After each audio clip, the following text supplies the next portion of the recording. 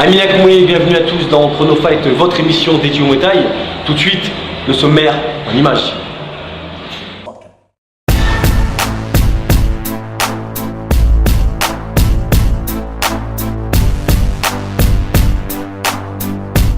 Chaque mois dans Chrono Fight, nous mettrons à l'honneur un club. Ce mois-ci, le club du mois, c'est le Siam Moué. Le Siam Moué, c'est un club qui se trouve à Sarcelles. Le prof en est Julien Quentin. Tout de suite, on le retrouve, Julien Quentin, le Siam Moué.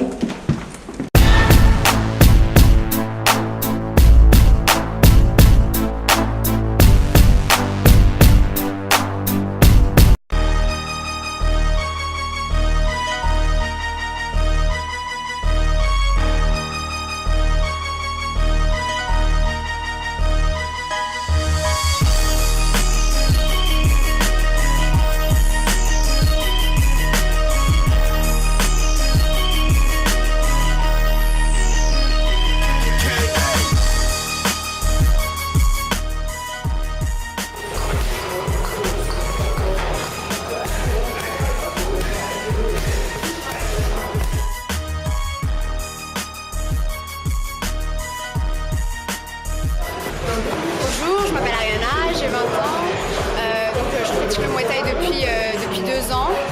Donc la section féminine me permet d'entretenir ma forme, il y a aussi une bonne convivialité parce qu'on est entre filles. Et du coup je pratique aussi avec les garçons, donc la section mixte, ce qui me permet d'avoir d'autres objectifs, la compétition pourquoi pas, et d'avoir un peu plus de position et de se dépenser un maximum.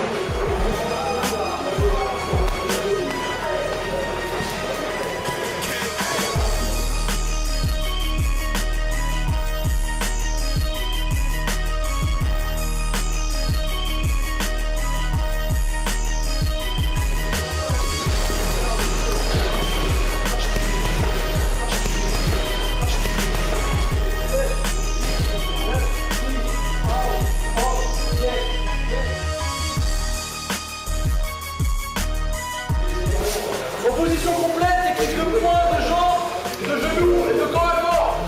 Mouais mal, mouais thé, mouais pas, mouais pas. Ok, pas de socle, pas de technique de coude. Allez en place, on démarre à la sonnerie, vous avez une petite minute pour voir.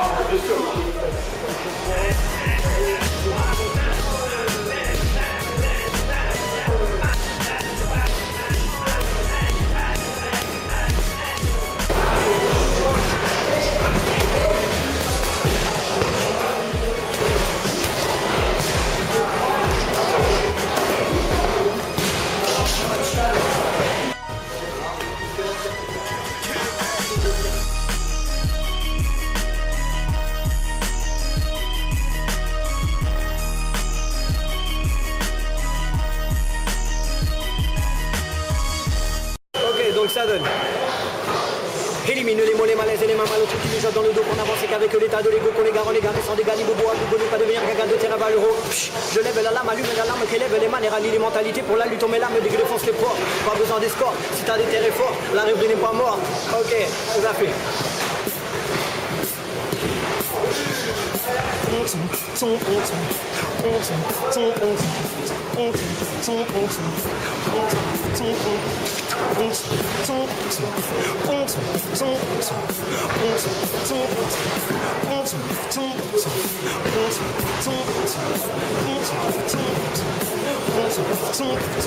Shuffle them out, pick them up, phénoménal, je vous demande.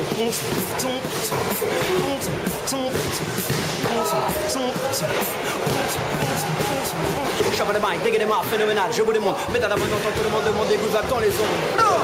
Alors si vous voulez nous contacter pour tout renseignement, www.siamoué.fr, il y a toutes les informations, les horaires, les jours d'entraînement et toute l'actualité de nos compétiteurs et de nos différentes sections éducatives, féminines, loisirs ou pour ceux qui font de la compétition. Voilà, merci à tous, Sawadika.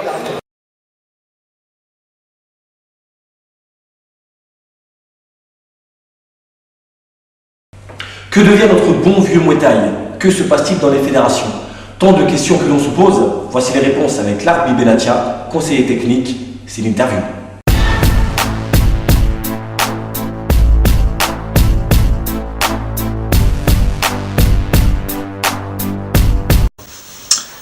Donc je suis Larbi Benatia, conseiller technique à la FMDA, hein, donc la Fédération de Muay Thai et disciplines associées.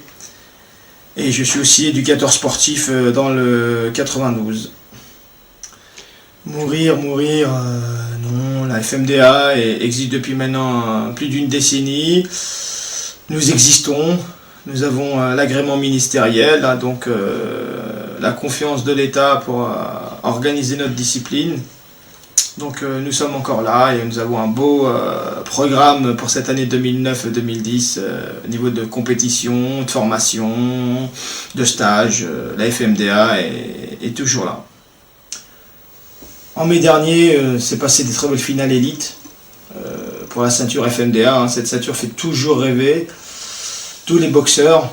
Donc le championnat en lui-même a été exceptionnel hein, depuis le début, hein, depuis tous les tours. 3 tours éliminatoires par poule. Donc chaque boxeur a sa chance, à 3 matchs. Ensuite, il y a les finales pour les meilleurs de chaque poule. Donc ça fait des belles et des finales équilibrées. Donc à Issy-les-Moulineaux, dans le fief de M. André Santini, qui était venu nous rendre visite, le député maire donc d'Issy-les-Moulineaux a vu un grand spectacle avec des finales équilibrées. Donc c'était un grand show avec les peu de moyens que la FMDA a. Nous avons fait de très belles finales. Effectivement, comme toute fédération en bonne santé, il faut évoluer. Donc la FMDA a des mises à jour à faire. Donc on a effectué ces mises à jour. Donc les compétitions évoluent. Sur le plan des féminines, il y a de plus en plus de féminines. Il n'y avait que 2 niveaux de classe l'an passé et les années précédentes. Les classes C, donc les 4 fois 2 minutes, et les classes B, les 4 fois 3 minutes. Depuis cette année, les féminines sont quand même au même pied d'égalité que les masculins, donc que les hommes, avec des classes D, premier niveau de compétition en 3 fois 2 minutes, pour finir en classe A, donc sans protection à part les coudières, en 5 fois 3 minutes. Donc voilà pour la FMDA est le représentant unique au niveau de l'IFMA. Hein. C'est l'adhérent de l'IFMA depuis l'existence de l'IFMA. Il y a une dizaine d'années. Donc tous les ans, la FMDA est représentée au niveau de l'IFMA au championnat du monde. Donc cette année 2009 est un grand cru. Une grande délégation va partir du 27 novembre au 5 décembre à Bangkok pour défendre les couleurs de la France. Au niveau de l'IFMA, c'est l'unique fédération qui sera représentée, même si nous entendons des rumeurs à droite à gauche, et hélas pour les boxeurs qui ne comprennent plus rien, la FMDA sera la seule représentante à l'IFMA cette année. Je ne sais pas si beaucoup de gens se posent cette question. À la FMDA, comme toute fédération, il y a des courants différents, ce qui crée le débat dans une fédération. Je pense que c'est très bon pour la démocratie, pour l'avancement d'une fédération, que les gens discutent, puis ensuite c'est le comité directeur qui tranche. Donc voilà, quoi, c'est la bonne santé d'une fédération de ne pas avoir tous le même son de cloche. Ça nous permet d'être vigilants, d'avancer, de progresser et d'échanger grâce à des idées différentes. Ça nous permet d'être encore une fédération solide aujourd'hui. C'est la force de la FMDA, de ne pas être tous dans le même sens du politiquement correct. Mais nous avons un président et nous le suivons et nous respectons les décisions du comité directeur. C'est ce qui est important avant tout. Je dirais déjà un point important, que la FMDA est une fédération agréée au niveau du ministère. Ça, c'est hyper important. C'est ce qui nous donne pas mal de droits. Une autonomie. C'est que nous n'avons besoin d'aucune autorisation de n'importe quelle fédération, qu'elle soit délégataire ou pas, pour organiser. C'est-à-dire que la FMDA peut organiser toute compétition à part des championnats de France, d'Europe ou du monde. Donc à part ça, nous pouvons organiser toute compétition nationale ou internationale. Il est clair que dans le memento de l'organisateur de la FMDA, il n'est pas prévu d'avoir des taxes pour les clubs associatifs. Deuxième chose, tout club de province ou de région parisienne voulant s'affilier à la FMDA et demandant une subvention au niveau des institutions de la collectivité territoriale qu'on appelle la DDJS ont le droit. Donc après 3 ans d'existence, cette subvention peut être donnée si on est affilié à la FMDA. Pas mal de rumeurs disent le contraire, il y a pas mal de désinformation. La FMDA dérange quand elle existe, donc on désinforme pour dissuader les clubs de province de s'affilier, c'est de la désinformation. Et souvent les DDJS ne savent pas ce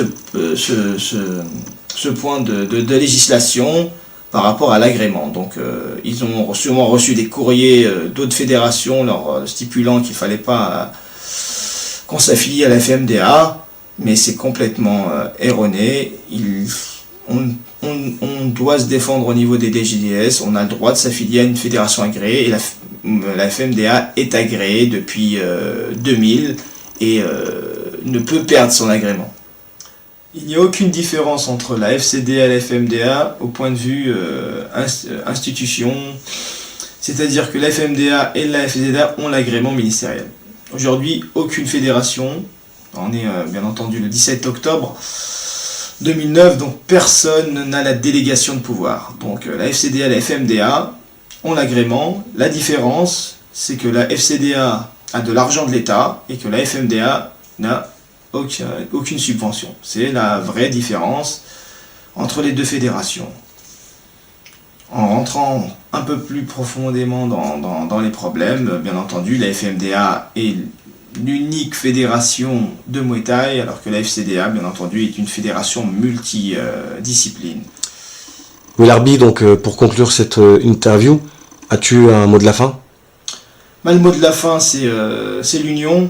L'union avec tout le Muay Thai français, hein, parce que bon, on sait très bien qu'il y a une division dans le Muay Thai, de familles séparées, avec dans ces familles séparées pas mal de gens très compétents et intéressants dans les deux fédérations. Donc moi je souhaite une union de tous ces gens-là dans un Muay Thai de même sens, de même valeur. J'espère que ça ne sera pas utopique. Moi je fais partie d'une nouvelle génération, donc c'est important de le dire, c'est-à-dire la nouvelle génération n'a pas d'état d'âme par rapport à ce qui s'est passé avant. Donc j'espère que nous, notre génération sera unie pour un Muay Thai qui avancera, parce que il est clair que pour défendre les couleurs de notre discipline, il faudra qu'on soit unis. Donc bon courage à tous. Merci à toi pour tes réponses. Merci à vous tous. Et bon courage à vous. Merci.